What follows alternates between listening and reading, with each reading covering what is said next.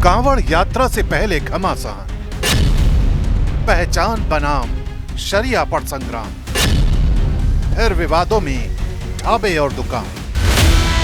सावन आने को है, कांवड़ यात्रा की तैयारियां चल रही हैं, लेकिन इन तैयारियों के बीच यूपी की राजनीति में ढाबे और दुकानें विवादों का एपी सेंटर बन गए हैं। विवाद पहचान छिपाने से जुड़ा है, इसलिए बीजेपी और समाजवादी पार्टी आमने सामने हैं। सूबे के डिप्टी सीएम ब्रजेश पाठक ने इसी कड़ी में समाजवादी पार्टी पर मुस्लिम तुष्टीकरण और शरिया कानून लागू करने के सपने देखने का आरोप लगाया है।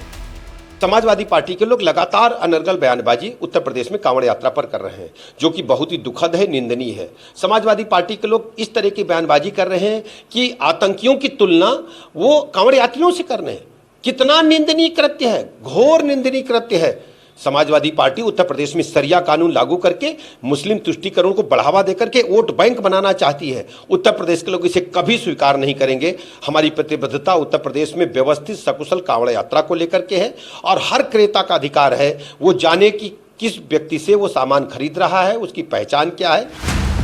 इससे पहले समाजवादी पार्टी के वरिष्ठ नेता रविदास मेहरोत्रा ने बीजेपी पर सीधा हमला बोलते हुए विवाद को और हवा दी थी। उन्होंने कहा, बीजेपी और आतंकियों में कोई फर्क नहीं, दोनों धर्म पोंछकर हमला करते हैं। उन्होंने सवाल उठाया कि कांवड़ यात्रा के नाम पर दुकानदारों से धर्म और जाति क्यों पूछी जा रही है। रविदास मेहरोत्रा का कहना है कि इस तरह की घटनाएं न सिर्फ संविधान के खिलाफ हैं, बल्कि सामाजिक सौहार्द को भी बिगाड़ती हैं। भाजपा की सरकार ने जानबूझ करके नफरत फैलाने का काम किया है। भाजपा की सरकार जो कांवड़ यात्रा जाते हैं उसमें सब लोगों को कहीं से भी सामान खरीदने का और बेचने का अधिकार है। उस अधिकार पर हनन करने का काम कर रही है।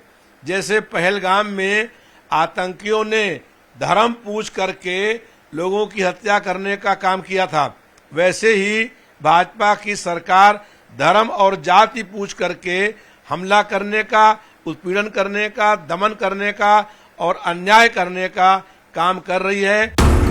जाहिर है वार पलटवार की ये कहानी यहीं थमने वाली नहीं है, क्योंकि ये विवाद सिर्फ पहचान छुपाने तक सीमित नहीं है, बल्कि सीधे सीधे सनातन आस्था से जुड़ा है।